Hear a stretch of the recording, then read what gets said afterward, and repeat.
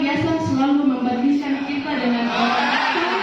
Menjadi anak tidak bersemangat untuk terus menambah ilmunya atau berkembang. Momen Hari Anak Nasional atau HAN menjadi ajang curhat siswa Makassar terkait persoalan keluarga kepada istri Menteri Agama Republik Indonesia, Haji Helmi Halimatul Utma Nasaruddin Umar.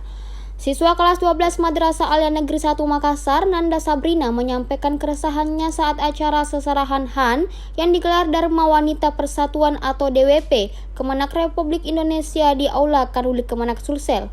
Nanda mengungkapkan bahwa banyak anak merasa tidak percaya diri atau insecure karena sering dibanding-bandingkan oleh orang tua mereka.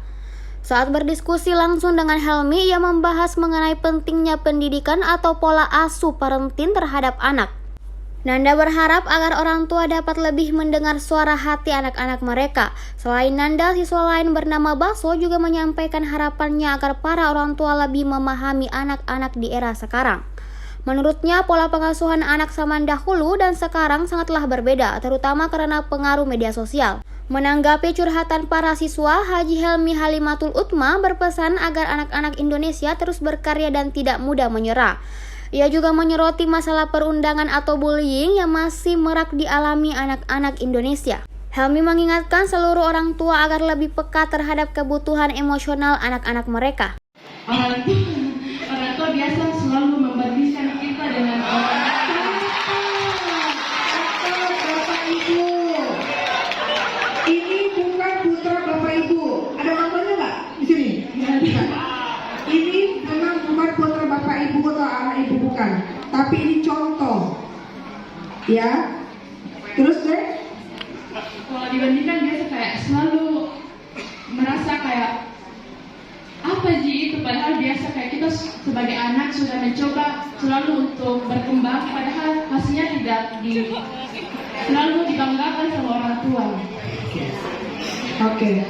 Itu menjadi anak tambah down, menjadi anak tidak bersemangat untuk terus menambah ilmunya atau berkembang. Akhirnya anak menjadi patah hati, anak jadi broken heart. Ya Kak, seputar tadi tentunya kita membahas soal isu anak-anak nasional, di mana kita berbincang terkait bagaimana parenting orang tua, yaitu ibu dan bapak terhadap anak-anak yang ada di Sulawesi Selatan, terkhususnya ada di Indonesia, Kak. Jadi curhat tadi soal apa? Ya Kak, saya tadi sempat curhat bagaimana parenting orang tua yang didik saya, bagaimana mereka menyikapi saya terhadap isu-isu yang ada di lingkungan sekitar kita. Misalnya tadi itu saya sempat membahas bagaimana orang tua dapat mendiskriminasikan terkait nilai akademik dan non-akademik, bagaimana orang tua membandingkan, dan itu merupakan sebuah hal yang lumayan berat. Harapannya sih melalui pelatihan.